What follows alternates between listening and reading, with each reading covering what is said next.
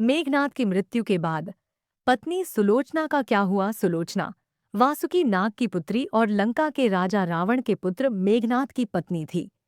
लक्ष्मण के साथ हुए एक भयंकर युद्ध में मेघनाद का वध हुआ। उसके कटे हुए शीश को भगवान श्रीराम के शिविर में लाया गया था।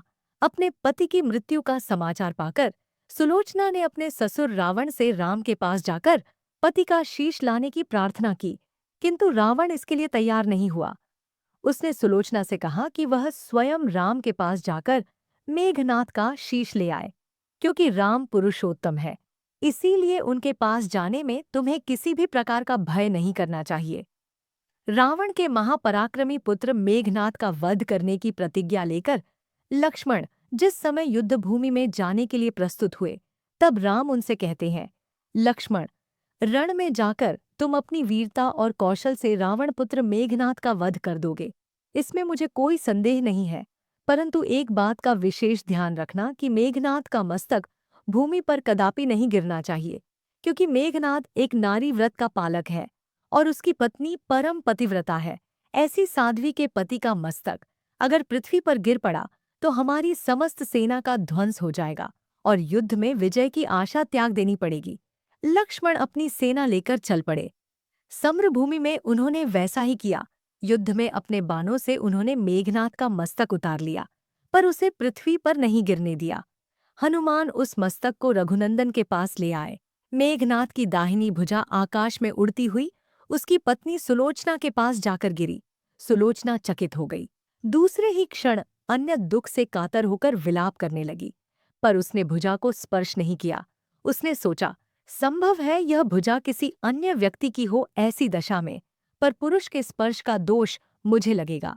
निर्णय करने के लिए उसने भुजा से कहा, यदि तू मेरे स्वामी की भुजा है तो मेरे पतिव्रत की शक्ति से युद्ध का सारा वृतांत लिख दे।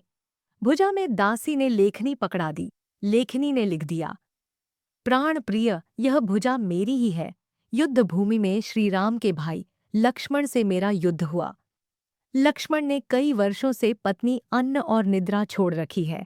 वे तेजस्वी तथा समस्त बैरवी गुणों से संपन्न है। संग्राम में उनके साथ मेरी एक नहीं चली। अंत में उन्हीं के बाणों से विद्ध होने से मेरा प्रणात हो गया। मेरा शीश श्रीराम के पास है। पति की भुजा। लिखित पंक्तियां पढ़ते ही सुलोचना व्याकुल हो गई। पुत्र वधू के विलाप को सुनकर लंकापति वन ने आकर कहा, शोक न कर पुत्री, प्रत होते ही सहस्त्र मस्तक मेरे बाणों से कट-कट के पृथ्वी पर लौट जाएंगे। मैं रक्त की नदियां बहा दूंगा। करुण चीत्कार करती हुई सुलोचना बोली, पर इससे मेरा क्या लाभ होगा? सहस्त्र क्या, करोड़ों शीश भी मेरे स्वामी के शीश के अभाव की पूर्ति नहीं कर सकेंगे। सुलोचना ने निश्चय किया कि उसे अब सती हो जाना चाहिए, किंतु पति का शव तो रामदल में पड़ा हुआ था। फिर वह कैसे सती होती?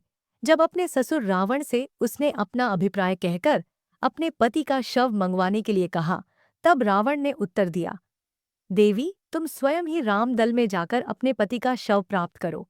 जिस समाज में बाल ब्रह्मचारी, हनुमान परम जितेंद्रिय लक्ष्मण तथा एक पत्नी वृत्ति भगवान श्री राम विद्यमान है, उस समाज में तुम्हें जाने से डरना नहीं चाहिए। मुझे विश्वास है कि इन स्तुत्य महापुरुषों के द्वारा तुम निराश नहीं लौट आई जाओगी। सुलोचना के आने का समाचार सुनते ही श्री राम खड़े हो गए और स्वयं चलकर सुलोचना के पास आए और बोले, देवी, तुम्हारे पति विश्व के अन्यतम योद्धा और पराक्रमी थे।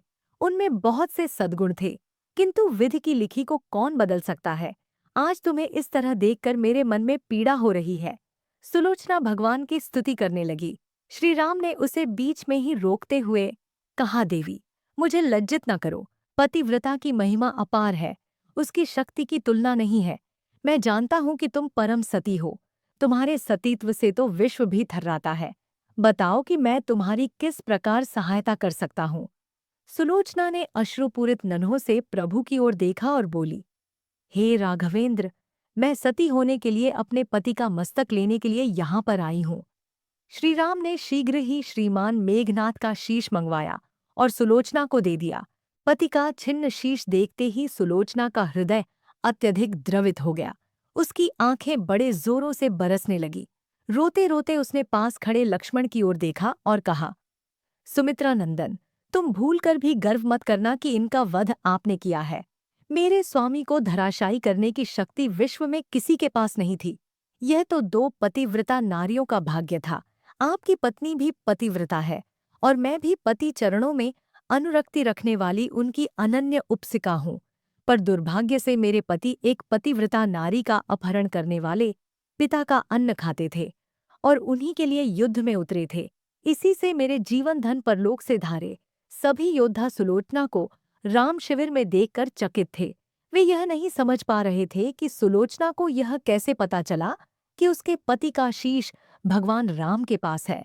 जिज्ञासा शांत करने के लिए सुग्रीव ने पूछ ही लिया कि यह बात उन्हें कैसे झात हुई कि मेघनाथ का शीश श्री राम के शिविर में है। सुलोचना ने स्पष्टता से बता दिया, मेरे पति की भुजा युद्ध भूमि से उड़ती हुई मेरे पास चली गई थी। उसी ने लिखकर मुझे बता दिया। व्यंग्य भरे शब्दों में सुग्रीव बोल उठे, निष्प्रभ यदि लिख सकती है फिर तो यह कटा हुआ सिर भी हंस सकता है। श्री राम ने कहा, व्यर्थ बातें मन करो मित्र पतिव्रता के महामदय को तुम नहीं जानते। श्री राम की मुखकृति देखकर सुलोचना उनके भावों को समझ गई। उसने कहा, यदि मैं मन वचन और कर्म से पति को देवता मानती हूँ तो मेरे पति का यह निर्जीव मस्त खांस उठे। सुलोचना की बात पूरी भी नहीं हुई थी कि कटा हुआ मस्तक जोरों से हंसने लगा। यह देखकर सभी दंग रह गए। सभी ने पतिव्रता सुलोचना को प्रणाम किया। सभी पतिव्रता की महिमा से परिचित हो गए थे।